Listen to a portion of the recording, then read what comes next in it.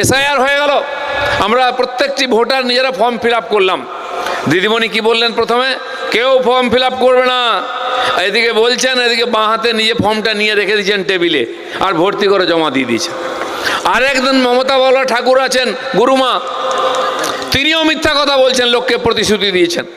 ওখানেও ভুল বুঝিয়েছেন যে আমরা আছি, কেউ যাবেন না, পালিয়ে এসছেন ওখানে ছেড়ে দিয়ে গরিব মানুষদেরকে, নমশূদ্র মতুয়াদেরকে। আবার এখানে ভুল বোঝাচ্ছেন যে সিএতে ফর্ম ফিল আপ করবেন না, এসআইআর ফর্ম ফিল আপ করবেন না।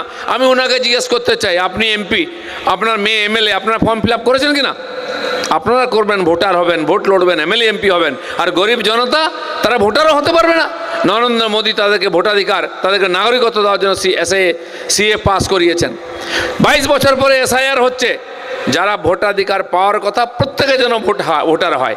আর যারা ওপার থেকে এসে ঢুকে পড়েছে, এখানে লুট করছে, যারা আমাদের এখন তাড়িয়েছে, আবার পিছনে চলে এসছে এখানকে বাংলাদেশ বানাবার জন্য, তারা যেন ভোটার লিস্টে ঢুকতে না পারে, তার জন্য এসআইআর হচ্ছে। মারা গেছে 20 বছর আগে, তার নাম এখনো আছে। টিএমসির যদি নেতা হয় না, সে কোনোদিন, তার বাপ হলে কোনোদিন মরবে না, 100 বছর হলো। 20 বছর ধরে তার নাম দিয়েছে, প্রত্যেকবার সে ভোট দেয় এসে। আমাদের একজন কর্মী আমাকে বললো, জানেন দিলীপ দা, সেদিন আমার পিসি খুব কষ্ট পেয়েছে। পিসে মশাইয়ের কথা মনে এলো, 5-6 বছর আগে মারা গেছে। বলছে তোর পিসিটা মরে গেল অসময়ে, হ্যান ত্যান। তা আমি আর কি সান্ত্বনা দেবো? পিসিকে বললাম, তুমি দুঃখ পেও না, ভোট আসছে তো, ভোটের দিন তুমি বুথের সামনে দাঁড়াবে, পিসে মশাইয়ের দেখা পাবে। বলে কি বলিস? বলে হ্যাঁ, ভোট দিতে আসে। পিসে মশাই মরেও প্রত্যেকবারে ভোট দেয়। আর টিএমসির নেতাদের মা বাপরা কোনোদিন মরে না, ভোট দিয়েই যায়। এবার সেইটা ছাঁটাই হবে। আর যখন আমরা বলেছিলাম 1-1.5 কোটি মানুষ ভুয়ো ভোটার বাদ যাবে, চেঁচাচ্ছিলেন দিদিমণিরা। তার ভাইরা কি বলেছিল? যে ভোটার বাদ দেবে বিএলও তার হাত কেটে দেবো। কজনের হাত কেটেছে? 1 গোছা চুলও কাটতে পারোনি। কি বলছিল?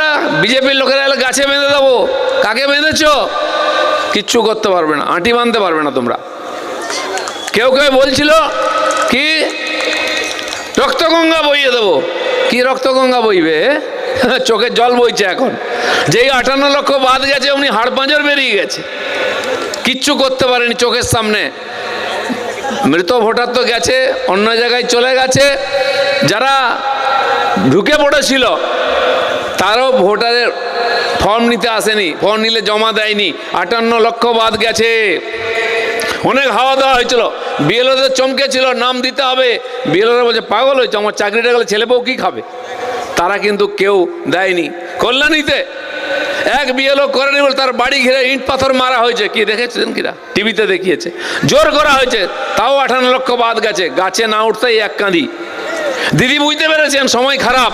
আরও যদি 10, 20, 50 লক্ষ বাদ যায়, 1 কোটি হলে তো গেল, বিজেপির নিচে চলে যাবে। যে লিডটা পেয়েছে সবই ভূতের ভোটার। তাই দিদিমণি কলকাতা থেকে হাঁটাহাঁটি করে দার্জিলিংয়ে চিৎকার করছেন, এই করবো তাই করবো, সুপ্রিম কোর্টে চলে যাচ্ছেন। ঠেলার নাম বাবাজি। ভাইপো তো তা না, দিল্লি পর্যন্ত গিয়ে চিৎকার করছেন আর রাস্তায় গড়াগড়ি দিচ্ছেন, এটা করতে দেবো না, ওটা করতে দেবো না। শেষে দেখলাম কেউ শুনছে না। এখানে এসে বলছে, জানেন ইলেকশন কমিশন আমাকে আঙুল দেখিয়েছে। তুমি সকাল বিকাল আমাদের কাঁচকলা দেখাবে, আর তোমাকে আঙুল দেখিয়েছে, খুব কষ্ট হয়েছে, তার জন্য সভা করে বেড়াচ্ছে। এই দুজন যুব নেতা ভারতবর্ষে সর্বনাশ করলো। একজন তো যুবক থেকে গেল, বিয়ে হলো না, পিএম হলো না, দাড়ি পেকে গেল, যাত্রা করছে। ইলেকশন গুজরাটে, কেরলে গিয়ে যাত্রা করে। বলুন কংগ্রেসে কি হবে? মাটি চাপা পড়ে গেছে।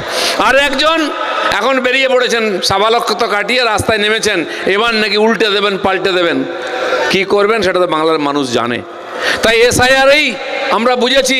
দিদিমণির যে ভবানীপুর থেকে যেতেন, সেখানে 44,500 নাম বাদ গেছে। উনি কত ভোটে যেতেন? কেন যেতেন আমরা জানলাম। যেই নন্দীগ্রামে গেলেন, ওখানকার লোক কানমুলে বাড়ি পাঠিয়ে দিল, হারিয়ে দিয়ে। ওখানে মাত্র 10,000 মৃত ভোটার ছিল, জিততে পারলেন না। ভুয়ো ভোট নাহলে জিততে পারেন। তার খুব প্রিয় ভাই মেয়র ববি হাকিম, তার এলাকায় 66,000 বেরিয়েছে ভুয়ো ভোটার। বুঝতে পারুন তাহলে ভোটটা আদলে 20, 25, 30% ভুয়ো ভোটার আছে। এই যে 3 বার জিতেছে টিএমসি, পুরোটা ভুয়ো ভোটারের ভোটে জিতেছে। সিপিএম তাই করতো। এবারে এসআইআরটা তাই গুরুত্বপূর্ণ। ইলেকশন কমিশন বলছে একটা নামও ভুয়ো ঢুকতে দেবো না, আর অরিজিনাল ভোটারকে বাদ দেবো না। গামছার মতো নিংড়াচ্ছে, আর টিএমসি লোকের চোখ থেকে জল পড়ছে। একটাও থাকবে না, জেনে রাখুন। আপনারা খালি লাইনে দাঁড়িয়ে ভোটটা দিন। আপনাদের অনেকেই জিজ্ঞেস করেন আমাকে, দিলীপ দা আমরা তো প্রত্যেকবারে বিজেপিকে ভোট দিই, আপনারা জিততে পারেন না। আমি বলছি হ্যাঁ হ্যাঁ এবার দিন জিতে যাব। বলছে ভোটটা যায় কোথায়? ভোট যায় না কোথাও, ভোটটা বিজেপিতে যায়। তাই 2,40,00,000 2,38,00,000 ভোট আমরা বারে বারে পেয়েছি। তারপরেও এই যে 50-60 লক্ষ ভোট বেশি, সেটা হচ্ছে ওই 1 কোটি ভুতুড়ে ভোটারের থেকে ভোটটা পড়ে যায়, তাই আমরা জিতেও হেরে যাই। এবারে কিন্তু তা হবে না। দরকার হলে কেন্দ্রীয় বাহিনী ভোটের রুমের মধ্যে থাকবে, বুথের ভিতরে থাকবে, ভুয়ো ভোটার ঢুকবে না, ফলস ভোট চলবে না। আমি যখন বলতে আরম্ভ করেছি, 2-1 মাস্টারমশাই ফোন করেছেন, দিলীপ আপনি ঠিক বলেছেন, বুথের মধ্যে সেন্ট্রাল ফোর্স রাখুন, নাহলে আমাদের কানের কাছে বন্দুক ঠেকিয়ে বলে 50টা ছাপ্পা মোট মারবো। মাস্টারমশাই নড়বেন না, কিন্তু চলে গেলে বাবা বলার সময় পাবেন না। তাকে বসিয়ে রেখে বন্দুকে ঠেকিয়ে রেখে আর ছাপ্পা মোট মারছে। 50 থেকে 100টা ভুয়ো ভোট এক একটা বুথে পড়ে। ভাবুন 250টা যদি বুথ হয় একটা বিধানসভায়, কত ভোট পড়লো? ওটাই তো লিড আছে, বাকি আমাদের চেয়ে পিছিয়ে আছে টিএমসি। তাই এবারের নির্বাচনে না ভুয়ো ভোট না ছাপ্পা ভোট, ভোট দেবে পশ্চিমবাংলার যারা ভোটার তারা। তারপরে যদি জিতে আসে টিএমসি তাহলে মানবো হ্যাঁ মানুষের জাজমেন্ট। বিহারে এসআইআর হলো, তখন থেকে চিৎকার চেঁচামেচি, এসআইআর হচ্ছে, এই ভোট চুরি হচ্ছে। আর ওই যুব নেতা বলছিল ভোট চোর গদ্দি ছোড়, মোদিজিকে বলছে ভোট চোর ভোট চোর ভোট চোর। যখন ভোটের রেজাল্ট বেরোলো, মানুষ এমন ধুইয়েছে না, কংগ্রেসকে দূরবীন দিয়ে খুঁজতে হচ্ছে বিহারে। ইউপি, বিহার, মধ্যপ্রদেশে কংগ্রেস নাই, বাংলায় এখানে তো চন্দন দেওয়ার জন্য পাওয়া যায় না। একটা বাই ইলেকশনে মুসলমানরা জিতিয়ে দিয়েছিল টিএমসিকে টাইট দেওয়ার জন্য, সেও চুপি চুপি ওই গোয়ালে ঢুকে পড়েছে গিয়ে। বোনই করতে পারেনি সিপিএম কংগ্রেস, যারা একদিন ভুয়ো ভোটে জিততো। আর এবারে টিএমসির সুযোগ এসছে। আসুন পশ্চিমবাংলার ভাগ্য পরিবর্তনের জন্য, আপনার ছেলেমেয়ের ভাগ্যের পরিবর্তনের জন্য বিজেপিকে জেতাতে হবে। সারা ভারতবর্ষ তারা বারবার বিজেপিকে জেতাচ্ছে, 3-3বার মোদীকে প্রাইম মিনিস্টার করেছে এখানকার লোকেরা। আর আমাদের এই বাংলার ছেলে ভারত কেশরী ডক্টর শ্যামাপ্রসাদ পশ্চিমবাংলায় তৈরি করেছিলেন জনসংঘকে।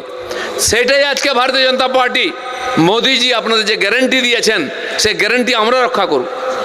সারা ভারতবর্ষের লোক মোদির গ্যারেন্টিতে বিশ্বাস করে। তাই বিহারে শেষ সপ্তাহ পর্যন্ত চলছিল কে জিতবে কে জিতবে, বিজেপি জিতবে কি আরজেডি জিতবে। লোকে এমন মারলো ঝাড়ু, কাউকে খুঁজে পাওয়া যাচ্ছে না, বিজেপি বিজেপি বিজেপি চলছে। তো নরেন্দ্র মোদীর প্রতি মানুষের যে শ্রদ্ধা আছে, যে বিশ্বাস আছে, তার কারণ বিজেপির তিনি নেতা। সেই বিজেপি আপনাকে প্রতিশ্রুতি দিচ্ছে, আমরা আছি নরেন্দ্র মোদীর এখানে প্রতিনিধি, আপনার স্বপ্নকে সফল করব। আপনার যে অত্যাচার হচ্ছে, আপনার উপরে যে লুট হচ্ছে, আপনার অধিকার যে ছিনিয়ে নেওয়ার চেষ্টা হচ্ছে, সেটা আমরা ফিরিয়ে দেবো, তার প্রতিবাদ করব। তাই গ্রামে গঞ্জে শহরে আমাদের কর্মীরা ঝাঁপিয়ে পড়েছেন। 2021 সালের নির্বাচনের পর যে অত্যাচার হয়েছে আমাদের কর্মীদের, এখনো বহু কর্মী আমাদের বাড়িতে নাই, বাড়ি ভেঙে দিয়ে থাকার মতো নাই, বাংলার বাইরে গিয়ে কাজ করছে।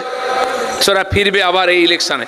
বলছে দাদা যাই হোক, এবার ইলেকশানে এসপার ওসপার করতে হবে, আবার এসে কাজ করব।